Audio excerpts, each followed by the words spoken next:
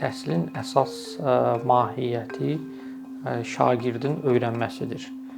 Bununla bağlı hansı addımlar ata bilərik, hansı analizlər apara bilərik? Yəni bu istiqamətdə bizim işlərimiz davam etməkdədir. Biz bu islahatları əsasən 3 yerə bölə bilərik. Biri, ən vacibi birincisi məzmunla bağlı islahatlardır. İkincisi, müəllimlərin inkişafı və metodik dəstək xidməti ilə bağlıdır. Üçüncü isə ümumiyyətlə qiymətləndirmə konsepsiyasının dəyişdirilməsi ilə bağlıdır. Yəni gördüyünüz kimi məzmun, müəllim, qiymətləndirmə və bütün bizim islahatlar bu çərçivə 3 istiqamətdə gedir.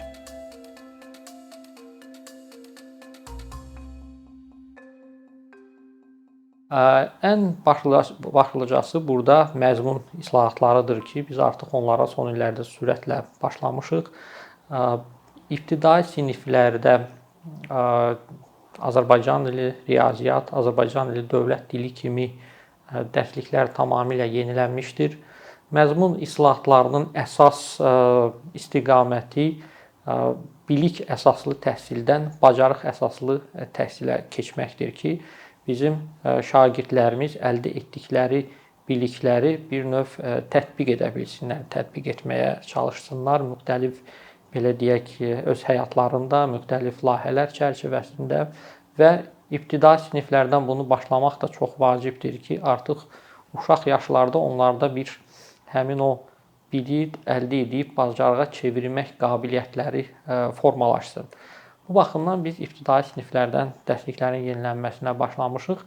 Əlavə olaraq günümüzün tələblərinə uyğun olaraq, ümumiyyətlə dünyada gedən proseslərə uyğun olaraq, texnoloji inkişafa uyğun olaraq təbiət elmlərinin, yəni daha çox fizika, kimya, biologiya, riyaziyyat da ayrıca olaraq bu istiqamətlərdə də biz baxırıq ki, bizim kurikulumlarda, bizim dərsliklərdə hansı belə deyək, çatışmayan cəhətlər vardır, hansı çətinliklər vardır. Burada da biz əsas meyar olaraq, yəni müqayisəli meyar olaraq, ölçmə meyarı olaraq beynəlxalq qiymətləndirmələri götürürük. Beynəlxalq qiymətləndirmələrə nəzərən biz baxırıq ki, bizim məzmun nə dərəcədə həmin o qiymətləndirmələrə uyğundur və necə həmin o məzmunu biz dəyişməliyik.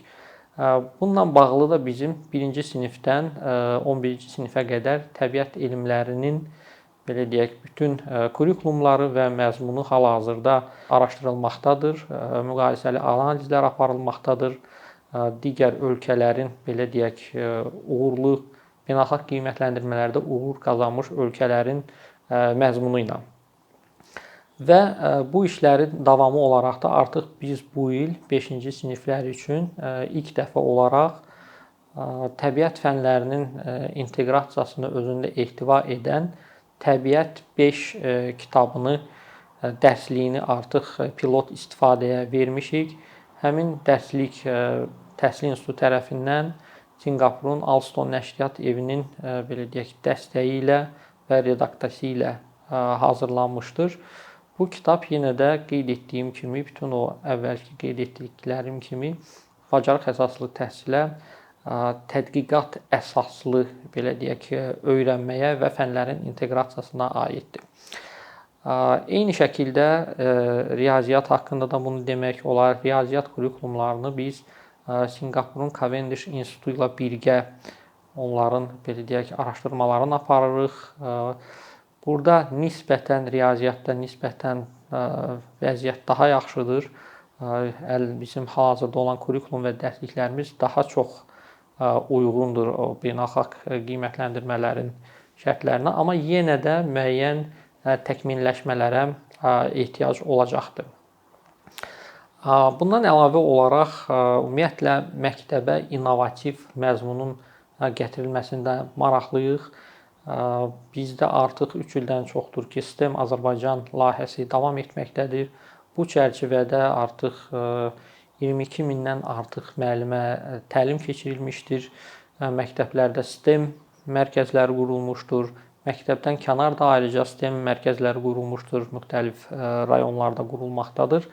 və artıq STEM bir növ dəstənkənar kimi müxtəlif məktəblərdə məzmun olaraq əlavə olunmuşdur. Gələcəkdə artıq həmin o məzmunun istər təmayül sinifləri şəklində, istərsə də təbiət dərslərinə inteqrasiya olunmuş şəkildə ümumiyyətlə təhsil sisteminə kütləvi şəkildə daxil olmasını hədəfləməkdəyik. Bundan əlavə olaraq informatika dərslərinin məzmununun yenilənməsi gündəmdədir. Bununla bağlı da bizim rəqəmsal bacarıqlar layihəmiz var. Bu layihənin də getdikcə çərçivəsi böyüməkdədir. Artıq daha çox məktəb hədəfləməyə çalışırıq və müəyyən müddət sonra da tamamilə bu layihə çərçivəsində artıq bütün informatika dərsləri məzmununu yenilənməyi hədəfləyirik. Digər islahatların istiqaməti isə dilin tədrisi ilə bağlıdır. İstər xarici dilin, ingilis dilinin, istərsə də Azərbaycan dilinin tədrisi ilə bağlı.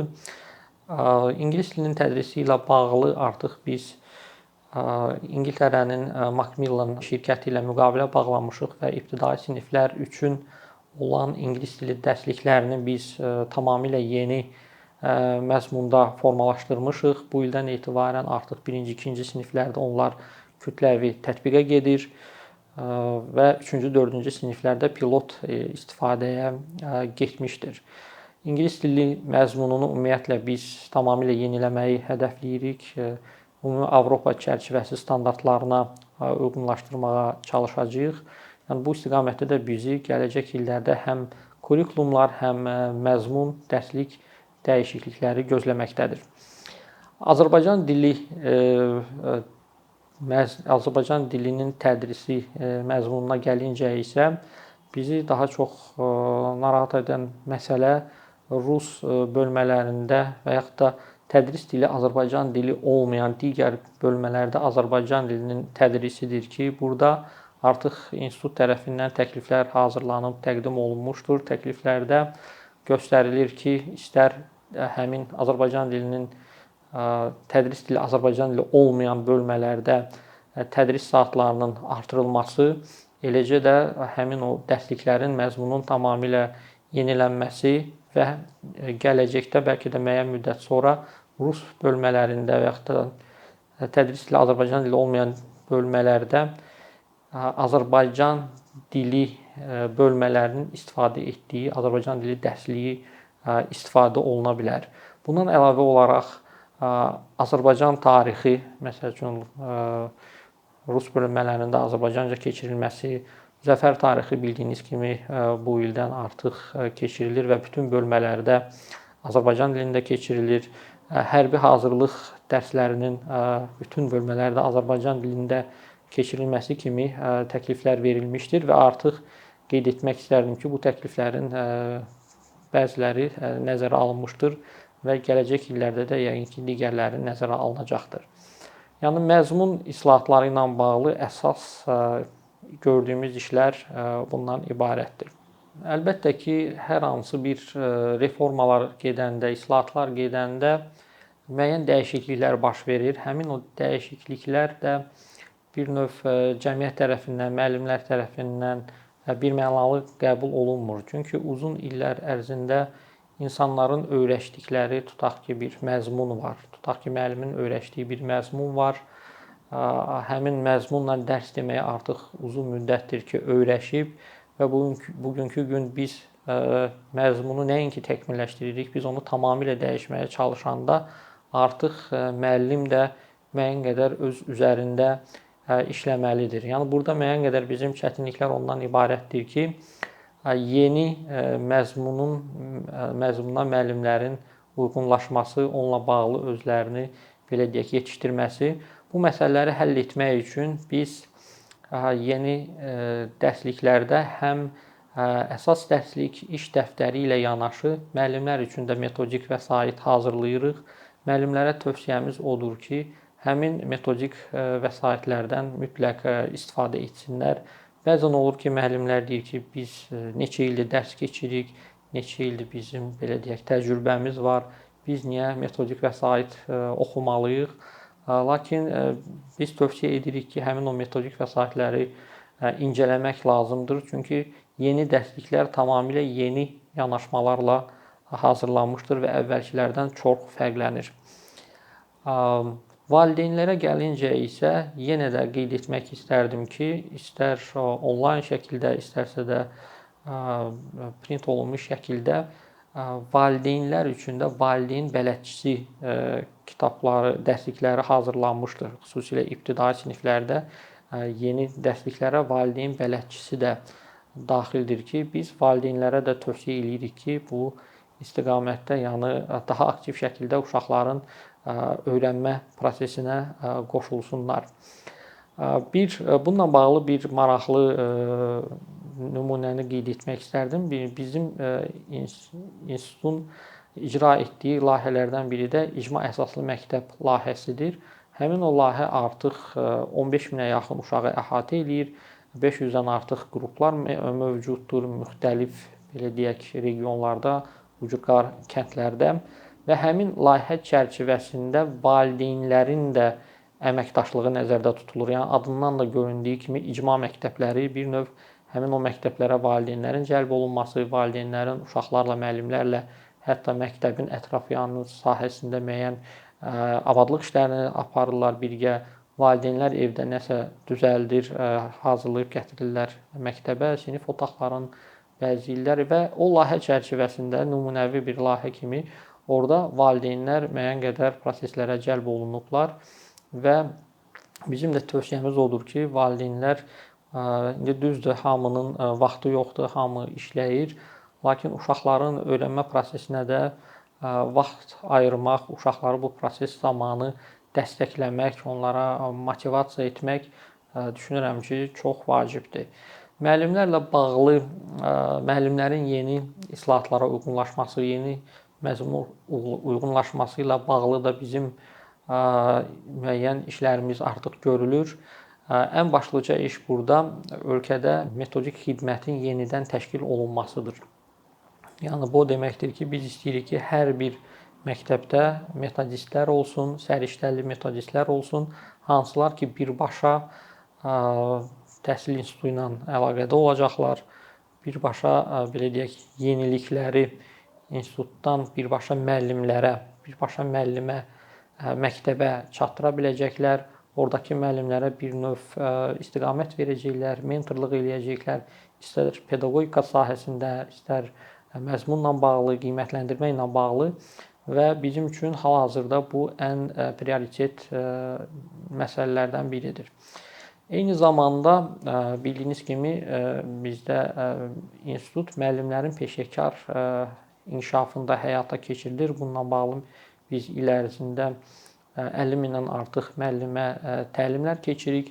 Bu təlimlərin də yeni, belə deyək, tələblərə, yeni məzmununa uyğunlaşdırılması prosesləri artıq başlanmışdır. Yəni digər çətinliyimiz isə müəllimlərlə yanaşı yeni məzmunun hazırlanması təkcə məktəblərdə deyil, təkcə ümumi təhsil pilləsində deyil, eyni zamanda bu peşə təhsilində, eyni zamanda ali məktəblərdə də bu proseslər çox sürətlə getməlidir. Etiraf etmək lazımdır ki, burada bizim çox ciddi şəkildə müəllif problemi ilə biz qarşılaşırıq. Yeni günün tələblərinə uyğun müəlliflərin yetişməsinə, gənc müəlliflərin yetişməsinə ehtiyacımız var.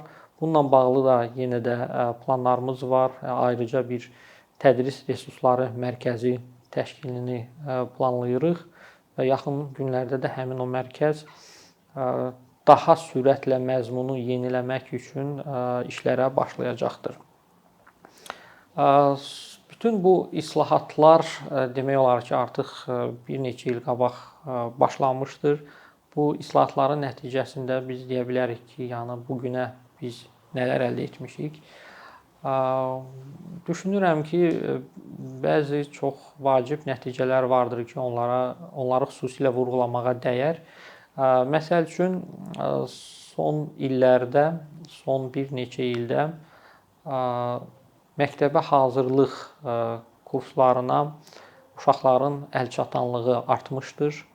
Artıq bu 3 ildir ki, məktəbə hazırlıq kursları mövcuddur və kim istəyirsə ki, onun uşağı məktəbə hazırlıqda təhsil alsın, dövlət onu maliyyələşdirir və artıq bütün Azərbaycan vətəndaşlarına məktəbə hazırlıq dövlət tərəfindən maliyyələşdirilir. Bu, məsəl üçün, bu son dövrdə, son bir neçə ildə bu göstərici məktəbə hazırlığa uşaqların cəlb olunması 26%-dan 80%-a qədər artmışdır, hətta daha çoxdur. Bu çox vacibdir. Erkən yaşdan uşaqların təhsilə cəlb olunması əlbəttə ki, onların gələcəkdə öyrənmə nəticələrinə də təsir edir. Biz artıq bizim tədqiqatlar da göstərir ki, məktəbə hazırlığa gedən uşaqlar və getməyən uşaqlar arasında ibtidai siniflərdə ciddi öyrənmə fərqləri ortaya çıxır.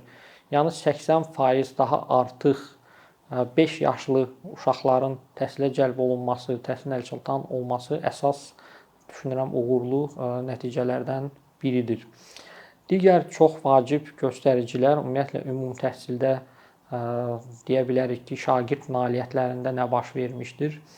Qeyd etmək istərdim ki, bütün beynəlxalq qiymətləndirmələrdə, istər PISA qiymətləndirmələrdə, TIMSS, PIRLS və digərlərində azərbaycanlı şagirdlərin nailiyyətləri artmışdır. Bəzilərində bu az artmışdır, bəzilərində çox artmışdır. Ən yüksək artım hardasa 52 bal dəyərində TIMSS beynəlxalq qiymətləndirmədə olmuşdur riyaziyyat sahəsində. Bu, yəni bizi görülən işlərin bir növ beynəlxalq qiymətləndirmələr tərəfindən ölçmək üçün, yəni o alət olaraq onları istifadə edirik. Burada da yəni belə deyək, inkişafı biz görürük və riyaziyyatda əldə olunan nəticələri eyni şəkildə təbiət elmlərində də əldə etmək üçün, yəni əvvəldə vurğuladığım həmin o məzmun islahatlarına ehtiyac vardır. Bundan əlavə olaraq bildiyiniz kimi müəllimlərin və direktorların işə qəbulu artıq bir neçə ildir mərkəzləşmiş şəkildə davam edir. Burada proses tamamilə şəffafdır. Prosesin şəffaf olduğunu artıq cəmiyyət də qəbul etmişdir və bunun nəticəsi olaraq müəllim olmaq istəyənlərin sayı da artmışdır. Bu illəri müəllimlərin işə qəbulu imtahanında 60 mindən artıq insan iştirak etmək üçün ərizə vermişdir və hətta deyərdim ki, artıq universitetlərdə də pedaqoji fakültələrə müəllim olmaq istəyənlər, onların artıq belə deyək, qəbul balları da getdikcə artmaqdadır və daha belə deyək, keyfiyyətli bir kontingentin təhsil sahəsinə müəllim olmaq istəyi bizi əslində çox sevindirir.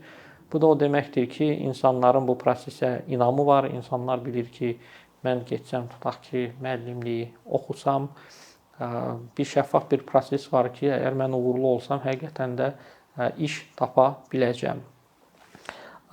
Digər tərəfdən biz məktəbləri 3 yerə ayırırıq.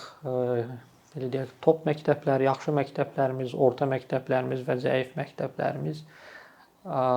Bizim araşdırmalar göstərir ki, yaxşı məktəblərimizin sayı artmaqdadır. Yəni orta məktəblərimiz artıq öz göstəricilərini getdikcə inkişaf etdirib, belə deyək, top məktəblərimizə çata bilirlər. Yəni ümumi məktəblərin inkişafında da müəyyən dinamika hiss olunmaqdadır. Ondan başqa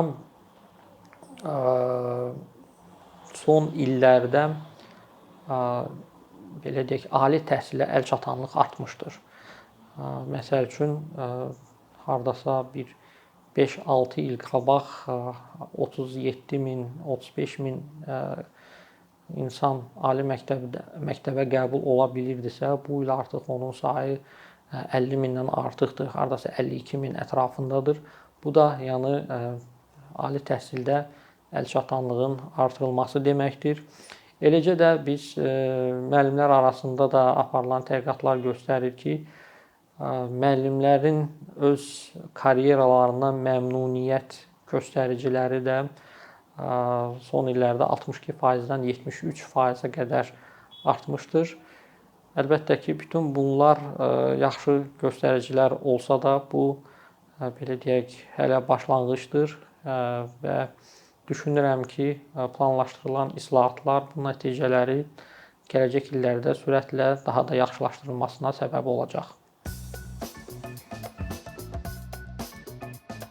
Bir neçə ildir ki, əkinçi olaraq azərbaycanlı izləyicilərin hər zaman faydalana biləcəyi, keyfiyyətli və ən əsas ödənişsiz kontent hazırlamağa çalışırıq. İndiyədək təqdim etdiyimiz onlarla animasiya və yüzlərlə çəkilişlər tələbələrin, mütəxəssislərin, müəllimlərin və ümumiyyətlə yeni mövzulardan xəbərdar olmaq istəyən çox sayda insanın marağına səbəb olub. Bu illər ərzində hazırladığımız videolar təhsil, texnologiya, ictimai fəallıq, iqtisadiyyat, gender bərabərliyi, ətraf mühit, ifadə azadlığı, hüquq, demokratik inkişaf, mədəniyyət və digər mövzuları əhatə edib. Məqsədimiz çoxlu baxış gətirən deyil, çoxlu fayda gətirən videolar hazırlamaqdır. Amma bu, düşündüyümüz qədər asan deyilmiş. Gördüyümüz iş kifayət qədər resurs, əmək və təbii ki, davamlılıq tələb edir. Bu səbəbdən Patreon platformasından istifadəyə başladıq. Əkinçinin Patreon hesabının populyarlaşmasına çox böyük ümidlərimiz və gözləntilərimiz var. Bəziləriniz Patreon haqda ilk dəfə eşidirsiniz. Əslində, çox sadə izahı olan bir platformadır. Təsəvvür edin ki, siz rəssam və ya musiqiçisiniz. Sosial şəbəkələrdə sizi izləyən, işinizi bəyənən çox sayda insan var. Patreon platforması sizə imkan verir ki, izləyicilərinizin könüllü aylıq ödənişləri sayəsində işinizi davam etdirəsiniz. Sərgi, konsert zallarından asılı qalmayasınız. Amma bu, təkcə rəssam və musiqiçilərə aid deyil. Məsələn, əkinçiyə bənzər fəaliyyətlə məşğul olan bəzi layihələrin 10 minlərlə patronu var. Biz də düşündük ki, nə üçün əkinçinin Patreon hesabı olmasın? Sizin dəstəyiniz sayəsində biz daha çox və daha keyfiyyətli kontent yaratmağa davam edə biləcəyik. Amma bu dəstək yalnız maddi dəstək deyil. Dəstəkçilərimizin sayının artması gördüyümüz işlərin faydalı olduğuna dair əminlik verir. Patreon platformasından istifadə çox sadədir. Hesabınızı açırsınız, sizə uyğun dəstək növünü seçirsiniz və Patreon özü hər ayın ilk günü kartınızdan seçdiyiniz dəstək növünə uyğun ödəniş tutur. Bu qədər. Sonda onu demək istəyirik ki, dəstəkçilərin sırasına qoşulmaq istəyən, amma məhdud imkana görə bunu edə bilməyənlər narahat olmasın. Daha öncə dediyimiz kimi, bizim əsas məqsədimiz daha çox insanın hər zaman faydalana biləcəyi keyfiyyətli və ödənişsiz kontentin yaradılmasıdır. Bunun üçün mütləq patronumuz olmalısınız deyə məcburiyyət yoxdur. Amma imkanınız patron olmağa çatırsa və bizim işimizi bəyənirsinizsə, patronlarımızın sırasına qoşulmağınız bizim üçün çox önəmlidir.